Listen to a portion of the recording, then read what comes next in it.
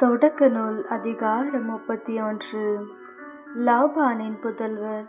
நம் தந்தைக்குரிய யாவற்றையும் யாக்கோபு கைப்பற்றி அவருடைய சொத்தை கொண்டே இந்த செல்வத்தை எல்லாம் சேர்த்து கொண்டான் என்று தங்களுக்குள் பேசிக்கொண்டதை யாக்கோபு கேட்டார். லாபானின் மனமும் முன்பு போல் இல்லை என்று யாக்கோபு கண்டார். ஆண்டவர் யாக்கோபை நோக்கி, உன் மூதாதையரின் நாட்டிற்கு உன் இனத்தாரிடத்திற்கும் திரும்பி போ, நான் உன்னோடு இருப்பேன் என்றார். எனவே யாக்கோபு ராக்கேலையும் லேயாவையும் தம் மந்தை இருந்த புல்வெளிக்கு வரும்படி ஆள் அனுப்பினார். பிறகு அவர் அவர்களை நோக்கி, உங்கள் தந்தையின் மனம் என் பால்முன் போல் இல்லை என்று காண்கின்றேன். என் தந்தையின் கடவுளோ என்னோடு இருந்து வருகிறார். உங்கள் தந்தைக்காக முழு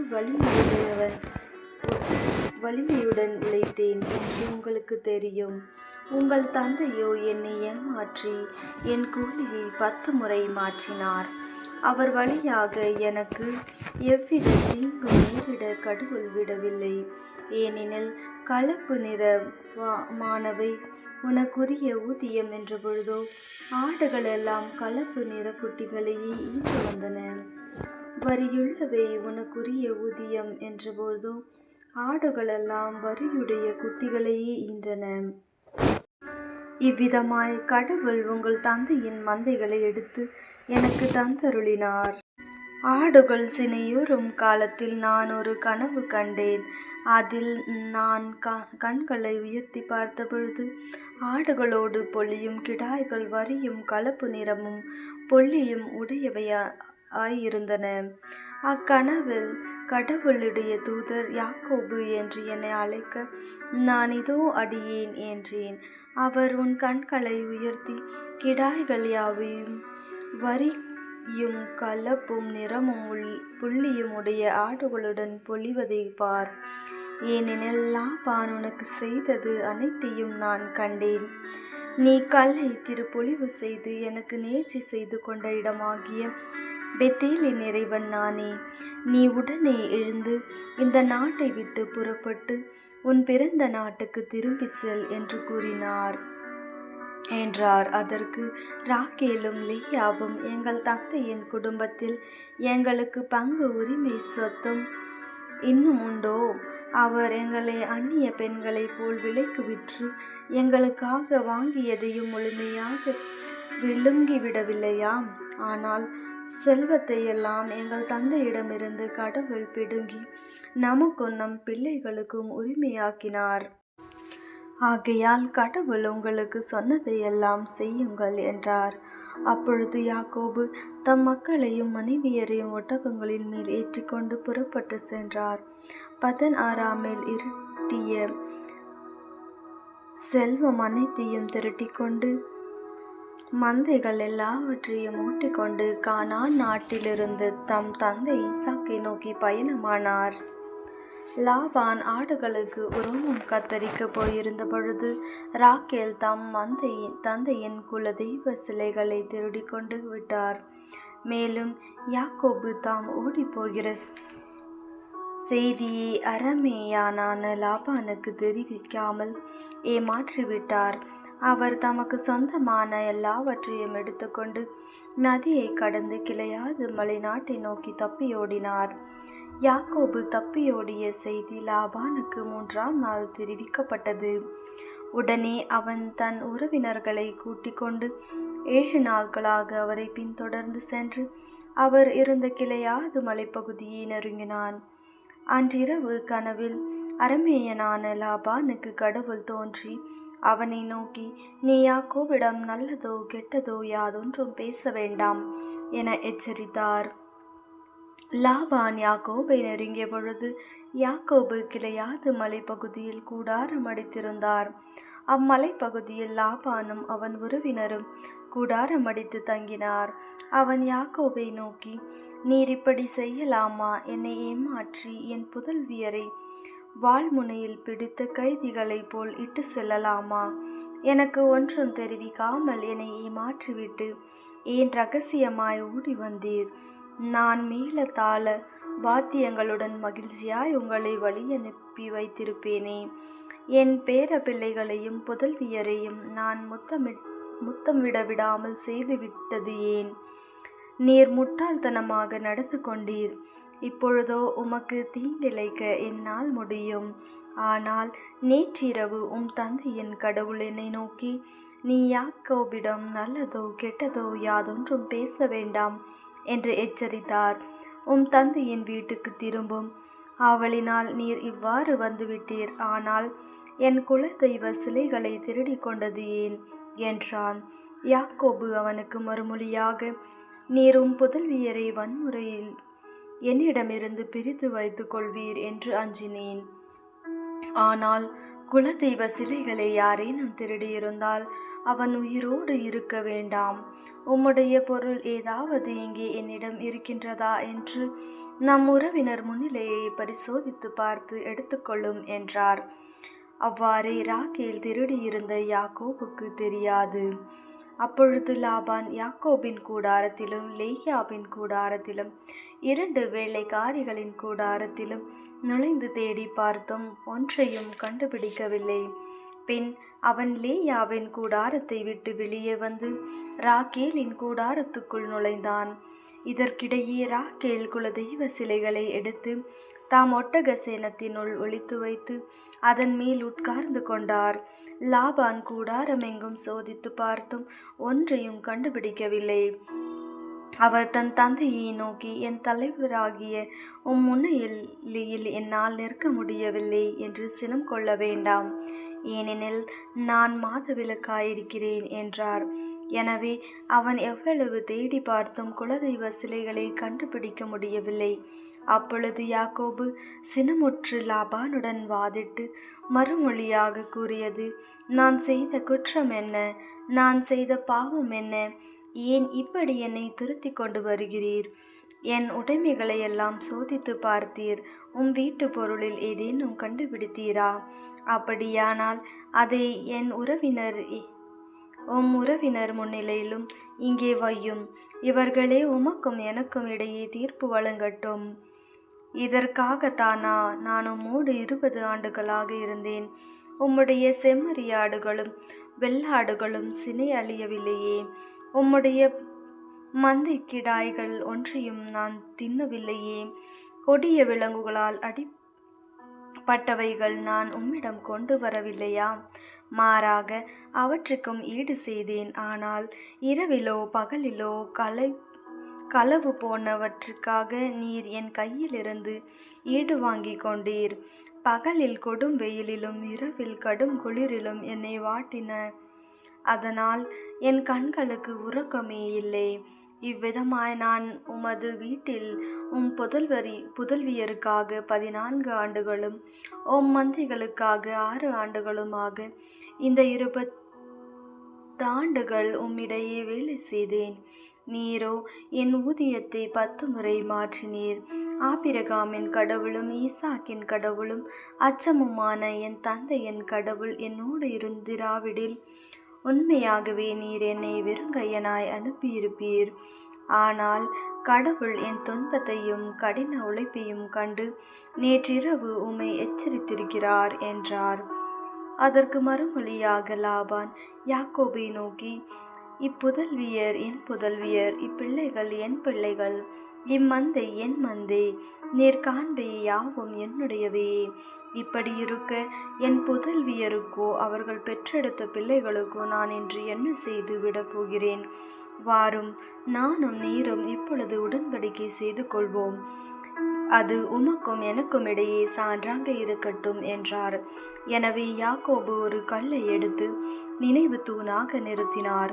யாக்கோபு தம் உறவினரை நோக்கி, கற்கள் சேகரித்து கொண்டு வாருங்கள் என்றார். அவர்களும் கற்களை கொண்டு வந்து ஒரு குவியல் எழுப்பினார். அதற்கு லாபான் எகர்சகாத்துதா என்றும் யாக்கோபு கலையேது என்றும் பெயரிட்டனர். பின்னர் லாபான், இக்குவியலை இன்றும் உமக்கும் எனக்கும் சான்றாகுக என்றார். ஆகவே அதற்கு அவன் கலையேது என்று பெயரிட்டான். மீண்டும் அவன், நாம் ஒருவரை ஒருவர் விட்டு பிரிந்து சென்ற பின்னும் ஆண்டவரே நம்மை காணிப்பாராக என்று சொல்லி அதற்கு மிஸ்பா என்று பெயரிட்டான். மேலும் அவன், நீர் என் புதல்வியரை துன்புறுத்தினாலோ அவர்களை தவிர வேறு பெண்களை மணந்து கொண்டாலோ நம்மிடையே வேறு எவரும் இல்லையெனிலும் உமக்கும் எனக்கும் இடையே கடவுள் சாட்சி என்பதை நினைவு கொள்ளும் என்றான். மீண்டும் லாபான் யாக்கோபை நோக்கி, இதோ இந்த குவியலையும் நினைவு தூணையும் பாரும். இவற்றை எனக்கும் உனக்கும் இடையே நிறுத்தி வைத்துள்ளேன். நான் இந்த குவியலை கடந்து வந்து உமக்கு தீங்கிழைக்க மாட்டேன் என்பதற்கும், நீர் இந்த குவியலையும் நினைவு தூணையும் கடந்து வந்து எனக்கு தீங்கிழைக்க மாட்டீர் என்பதையும் இந்த குவியல் சான்றோம். இந்த நினைவு தூண் சான்று ஆபிரகாமின் கடவுள், நாகோரின் கடவுள், அவர்களின் தந்தையின் கடவுள் நம்மிடையே நீதி வழங்குவாராக என்றான். பின்னர் யாக்கோபு ஈசாக்கின் அச்சம் என்ற தம் தந்தையின் கடவுள் பெயரால் ஆணையிட்டு வாக்களித்தார். பின்பு அவர் மலை மேலேறி பலி செலுத்தி உணவு அருந்தபடி தம் உறவினரை அழைத்தார். அவர்கள் உணவருந்திய பின் அன்றிரவு மலை மேலேயே தங்கினார்கள். அதிகாலையில் லாபான் எழுந்து தன் பேர பிள்ளைகளையும் புதல்வியரையும் முத்தமிட்டு அவருக்கு ஆசி வழங்கினான். பின்னர் அவன் அவர்களை விட்டு பிரிந்து தன் இடத்திற்கு திரும்பி போனான். அதிகாரம் 32. பின்னர் யாக்கோபு தம் பயணத்தை தொடர்ந்தார். கடவுளின் தூதர்கள் வழியில் அவரை சந்தித்தார்கள். யாக்கோபு அவர்களை கண்டபோது, இதுதான் கடவுளின் படை என்று கூறி இந்த இடத்திற்கு மகனாயிம் என்று பெயரிட்டார். பின்பு யாக்கோபு ஏதோம் நாட்டிலுள்ள சேயீர் பகுதியில் வாழ்ந்து வந்த தம் சகோதரன் ஏசாவிடம் தூதரை அனுப்பினார். அவர் அவர்களுக்கு கட்டளையிட்டு சொன்னது, நீங்கள் என் தலைவன் ஏசாவிடம் போய், உம் ஊழியனாகிய யாக்கோபு கூறுவது, நான் இதுவரை லாபானிடம் அந்நியனாய் தங்கியிருந்தேன். மாடுகளும் கழுதைகளும் ஆடுகளும் வேலைக்காரரும் வேலைக்காரிகளும் எனக்கு உள்ளனர். உம் பார்வையில் எனக்கு தயை கிடைக்கும்படி என் தலைவரான உமக்கு ஆள் அனுப்பி அறிவிக்கின்றேன் என்று சொல்லுங்கள். அத்தூதர் யாக்கோபிடம் திரும்பி வந்து, நாங்களும் சகோதரர் ஏசாவிடம் போனோம். அவர், இதோ 400 பேருடன் உம்மை சந்திக்க வருகிறார் என்றார். யாக்கோபு மிகவும் அஞ்சி கலங்கி தம்முடன் இருந்த ஆள்களையும் மாடு ஒட்டகங்களாகிய மந்தைகளையும் 2 பகுதிகளாக பிரித்தார். ஏனெனில் ஏசா வந்து ஒரு பகுதியை தாக்கினாலும் எஞ்சிய பகுதியாவது தப்புமே என்று நினைத்து கொண்டார்.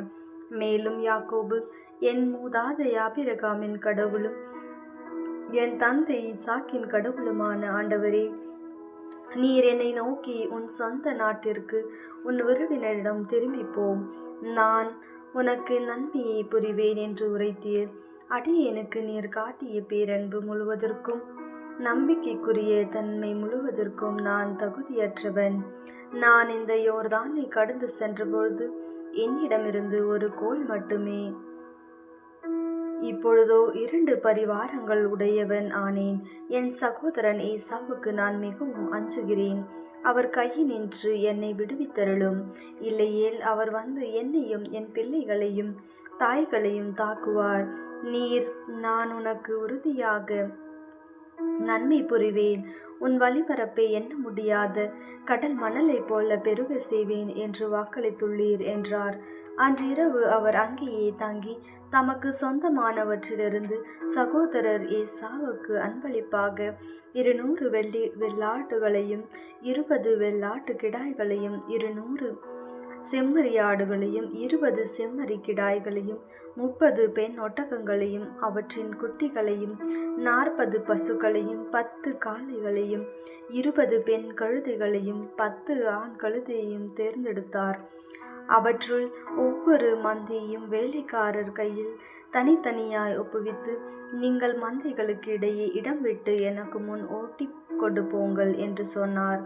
பின்பு அவர் முதலில் போகிறவனை நோக்கி கட்டளையிட்டு கூறியது, என் சகோதரன் ஏசா உனக்கு எதிர்பட்டு, நீ யாருடைய ஆள், நீ எங்கே போகிறாய், உனக்கு முன் செல்லும் இவை யாருடையவை என்று உன்னிடம் கேட்டால், இவை உன் ஊழியன் யாக்கோபினுடையவை, அவர் தம் தலைவராகிய ஏசாவுக்கு இவற்றை அன்பளிப்பாக அனுப்பியிருக்கிறார், அவரும் எங்கள் பின்னர் வருகிறார் என்று நீ சொல்வாய் என்றார்.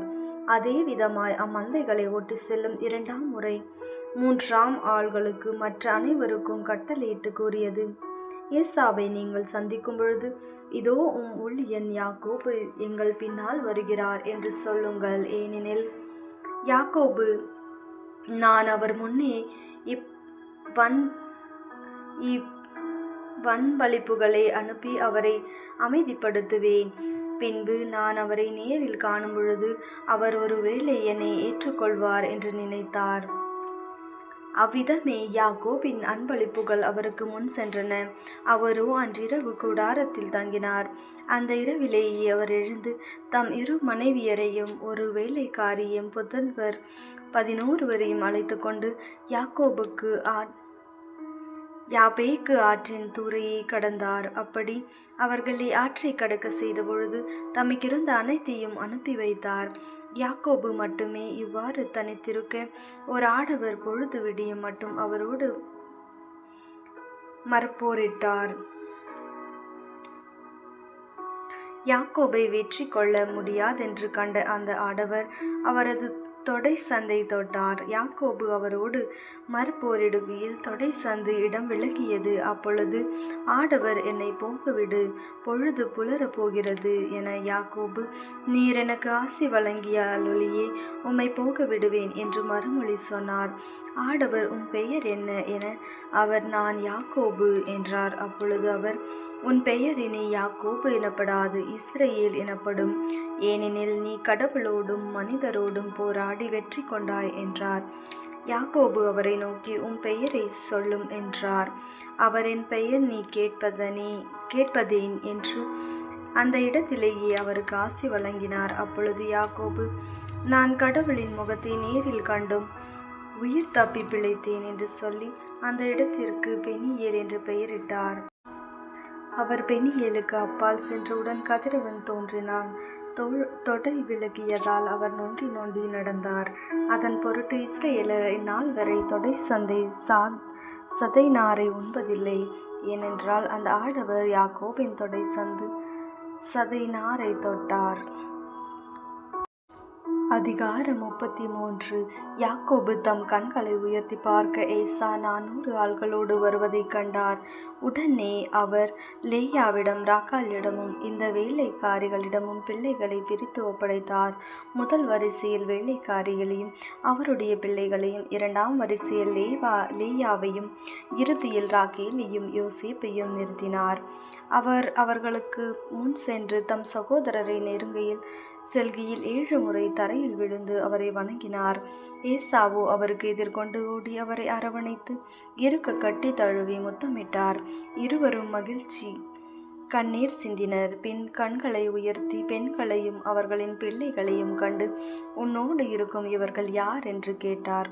அவரும், உம் அடிமையாகி எனக்கு கடவுள் கருணையுடன் அருளிய பிள்ளைகளே இவர்கள் என்று பதில் சொன்னார். அப்பொழுது வேலைக்காரிகளும் அவருடைய பிள்ளைகளும் அணுகி அவரை வணங்கினார். அவ்வாறே லேயாவும் அவருடைய பிள்ளைகளும் வணங்கினார். இறுதியாக யோசேப்பும் ராக்கேலும் நெருங்கி வந்து வணங்கினார். அப்பொழுது ஏசா யாக்கோபை நோக்கி, எனக்கு எதிர்கொண்டு வந்த பரிவாரம் எதற்காக என்று கேட்டார். யாக்கோபு, என் தலைவராகிய உம் பார்வையில் எனக்கு தயை கிடைப்பதற்காக என்று பதில் சொன்னார். ஏசா, என் சகோதரனே, ஏற்கனவே என்னிடம் மிகுதியாக உள்ளது, உன்னுடையதை நீயே வைத்துக்கொள் என்றார். யாக்கோபு, இல்லை, உமது பார்வையில் எனக்கு தயை கிடைத்திருப்பது உண்மையானால் நான் தரும் அன்பளிப்பை ஏற்றுக்கொள்ளும். உமது முகத்தை காண்பது கடவுளின் முகத்தை காண்பது போல் இருக்கிறது. ஏனெனில் நீர் எனக்கு கனிவு காட்டியுள்ளீர். எனவே உமக்கு அடியேன் கொண்டு வந்துள்ள அன்பளிப்பை தயவு செய்து ஏற்றுக்கொள்ளும். ஏனெனில் கடவுளின் கருணையினால் எனக்கு வேண்டிய மட்டும் உள்ளது என்று சொல்லி வற்புறுத்த அவரும் அவற்றை பெற்றுக்கொண்டார். பிறகு அவர், தாம் சேர்ந்து பயணம் செய்வோம், உனக்கு முன் நான் செல்வேன் என்றார். அதற்கு யாக்கோபு, பச்சிளங்குழந்தைகளும் பால் கொடுக்கும் ஆடு மாடுகளும் என்னிடம் உள்ளன என்று என் தலைவராகிய உமக்கு தெரியும். அவ்வாறே ஒரே நாளில் வருத்தி ஓட்டிக்கொண்டு வந்தால் என் மந்தையெல்லாம் செத்து போகும். நான் தலைவராகிய நீர் எனக்கு முன்னே செல்வீராக. நானோ மந்தைகளையும் பிள்ளைகளையும் வாக்கு ஏற்ப மெதுவாக வந்து சேயீரில் வாழும் உம்மை சந்திப்பேன் என்றார். அதற்கு ஏசாப்படியானால் என்னுடைய ஆள்கள் சிலரை உன்னிடம் விட்டு செல்கிறேன் என்று சொல்ல அவர், வேண்டாம், என் தலைவராகிய உமது பார்வையில் எனக்கு தயை கிடைத்ததே போதும் என்றார். ஆகையால் ஏசா அன்றே புறப்பட்டு தாம் வந்த வழியே சேயீருக்கு திரும்பினார். யாக்கோபு சுக்கோத்தை வந்தடைந்தவுடன் அங்கே தமக்கென்று ஒரு வீடு கட்டினார். தம் மந்தைகளுக்கு குடில்களை அமைத்தார். இதனால் அந்த இடத்திற்கு சுக்கோத்து என்று பெயரிட்டார். இவ்வாறு யாக்கோபு 16 திரும்பி வந்தபின் கானான் நாட்டை சார்ந்த செக்கீம் நகருக்கு நலமுடன் வந்து சேர்ந்தார். அந்நகருக்கு எதிரே பாளையம் இறங்கினார். கூடாரம் அடித்து தங்கிய நிலப்பகுதியை செக்கீமின் தந்தை அமோரின் புதல்வரிடமிருந்து 100 வெள்ளிக்காசுக்கு அவர் விலைக்கு வாங்கினார். பின்பு அங்கே அவர் ஒரு பலிபீடத்தை எழுப்பி அதற்கு எல் எலோகா இஸ்ரேல் என்று பெயரிட்டார்.